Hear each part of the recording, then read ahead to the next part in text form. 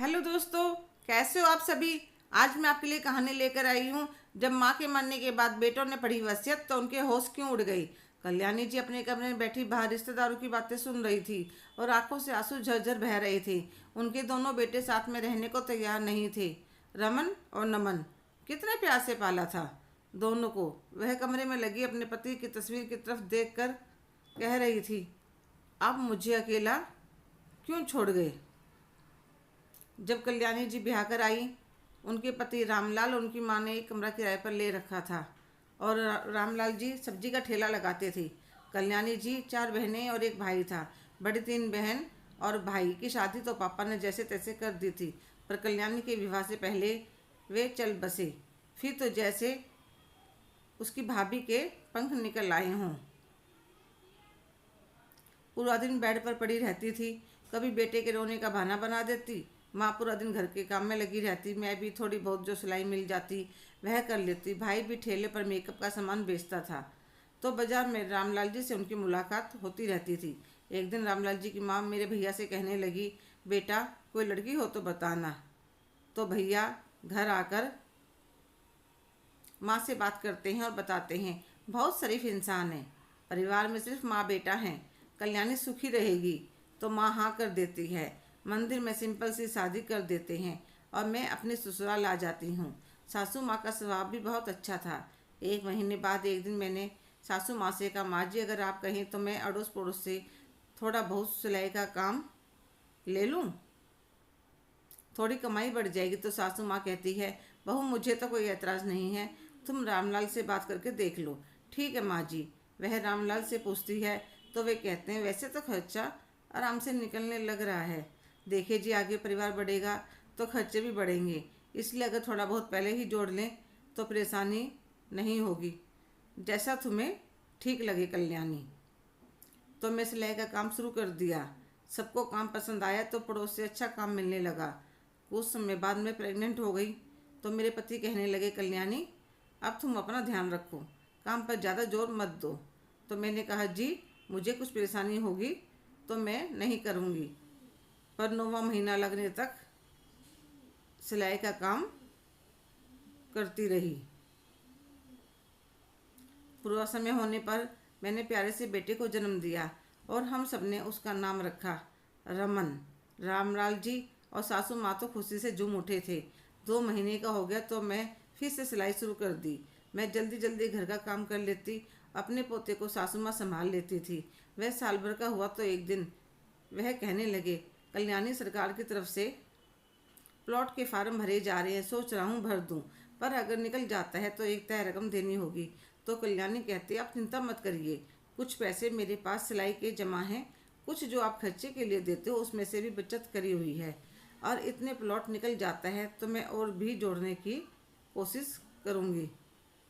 तो रामलाल जी फार्म भर देते हैं। 2 साल बाद कल्याणी दूसरे बेटे को जन्म देती है।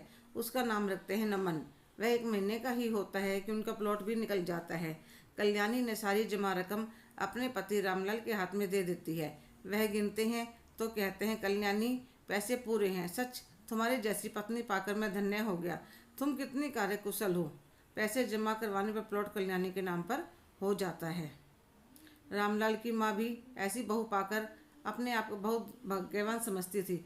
बच्चे धीरे धीरे बड़े होकर स्कूल जाने लगे तो कल्याणी ने सिलाई का काम और भी बढ़ा दिया और कुछ सालों में 2 कमरे, रसोई, बाथरूम अपने प्लॉट पर बना लेते हैं। इससे जो वह किराया देते थे वह भी बचने लगा। जब रमन ने 12वीं पास करी तो कल्याणी की सासू माँ उनका साथ छोड़ गई। रामलाल जी का काम भी काफ़ी बढ़ गया था। अब उन्होंने अपना मकान 3 मंजिल का बना लिया था। पहले रमन की नौकरी लगने पर उसकी शादी कर दी थी, नमन की भी कर दी। घर में इतनी खुशहाली देखकर रामलाल जी और कल्याणी फूले नहीं समाते थे। रामलाल जी की एक आदत से कभी कभी कल्याणी बहुत नाराज हो जाती थी। दोनों बेटों की नौकरी बढ़ आती, फिर भी घर के खर्चे के लिए रामलाल जी उनसे एक भी पैसा नहीं लेते थे, सारा खर्चा खुद करते थे।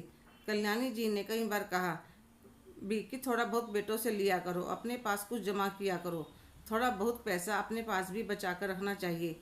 तो वे कहने लगते, हमें क्या करना है पैसा बचाकर, बेटे बढ़िया कमाते हैं, घर में बहू है, पोता पोती हैं, क्यों चिंता करती हो। एक दिन रात को ऐसे सोए कि सुबह उठे ही नहीं। मेरी तो जैसे सारी दुनिया ही उजड़ गई।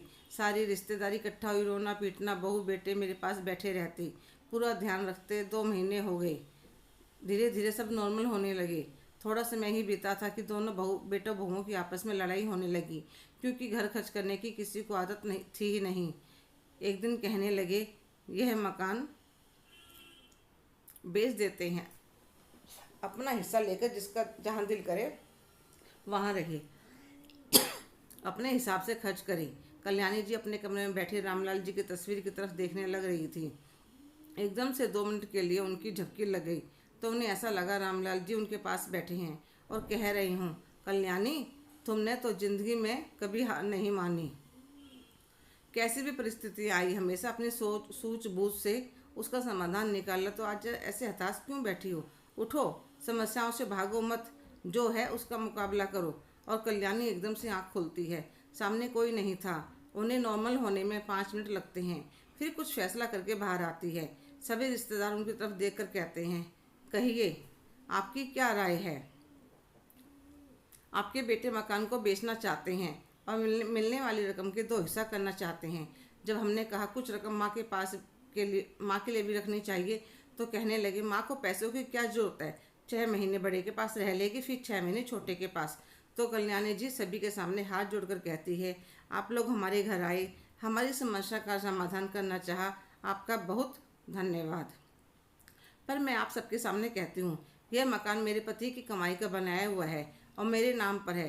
इसको बनाने में मेरे बच्चों का कोई योगदान नहीं रहा, इसलिए मकान मेरा है और जिसको मेरा मन करेगा उसे दूंगी। जो बहू बेटा मेरे सच्चे मन से सेवा करेगा, तब अगर मेरा मन हुआ तो मैं दोनों में से किसी को भी दे सकती हूँ। वह भी मेरा मन करेगा तब। मेरे साथ कोई जबरदस्ती नहीं कर सकता। और अगर यह यहाँ से जाकर अपना अलग घर बसाना चाहते हैं तो मुझे उसमें भी कोई एतराज़ नहीं है। मैं अपना मकान किराए पर देकर गुजारा कर लूँगी। उसके बाद कोई क्या कहता। सब अपने घर चले गए। पर उस दिन के बाद दोनों बेटे बहू में बदलाव जरूर आ गया। सब सासू माँ का ध्यान रखते, पर कल्याणी जी को अब उनकी इस दिखावटी सेवा में कोई दिलचस्पी नहीं थी। उन बातों को 8 महीने ही हुए थे। एक दिन कल्याणी जी की तबीयत खराब हुई। 1-2 दिन वे बीमार रही, फिर चल बसी। बेटा बहू सारे काम करने लग रहे थे, पर उनका ध्यान वसीयतनामे पर था। 13वीं वाले दिन सभी रिश्तेदारों के सामने वकील को बुलाया गया, ताकि जैसी माँ ने वसीयत करी है वैसा हो। आपस में भाई भाई लड़ना पड़े। सही समय पर वकील आ जाता है। वसीयत पढ़ने से पहले वह कल्याणी जी की लिखी हुई चिट्ठी पढ़ते हैं। मेरे बेटों, जब तुम दोनों ने जन्म लिया था तो मैंने अपने आप को बहुत सौभाग्यशाली समझा था। तुम्हारे पिता और मैंने दिन रात मेहनत करके तुम दोनों को इस लायक बनाया कि तुम अपने परिवार का भरण पोषण आराम से कर सको। तुम दोनों भाइयों ने तुम्हारे पिता के जाने के बाद जो व्यवहार किया, उससे मेरा मन बहुत आहत हुआ। कोई और अपने माता पिता के साथ गलत करने से पहले सोचे। इसलिए सबक के तौर पर मैं यह मकान एक वृद्ध आश्रम को दे दिया है, ताकि उसमें हमारे जैसे लाचार बूढ़ों को पनाह मिल सके। मेरे पास तुम्हें देने के लिए बस दुआ है कि तुम्हारे बच्चे तुम्हारे जैसे ना बने। तुम्हारी माँ कल्याणी। सबकी आंखों से आंसू बहने लगते हैं। दोनों बेटे बहू एक दूसरे की तरफ देख रहे थे। ना मकान मिला और बेइज्जती हो गई, वह अलग। सारी रिश्तेदारी में मुंह दिखाने लायक नहीं रहे, पर क्या कर सकते थे। जो इंसान बोता है उसे वह काटना तो पड़ता ही है। 1 हफ्ते के अंदर मकान खाली करना था। जाकर अपने लिए नया घर ढूंढने और पैकिंग करने में लग जाते हैं। हेलो दोस्तों, कैसे हो आप सभी। आपकी क्या राय है। कल्याणी जी ने जो अपने बेटों के साथ करा वह सही फैसला था। कमेंट करके ज़रूर बताइएगा। अगर आप मेरे चैनल पर नए हैं तो लाइक, शेयर, सब्सक्राइब करना ना भूलें। धन्यवाद।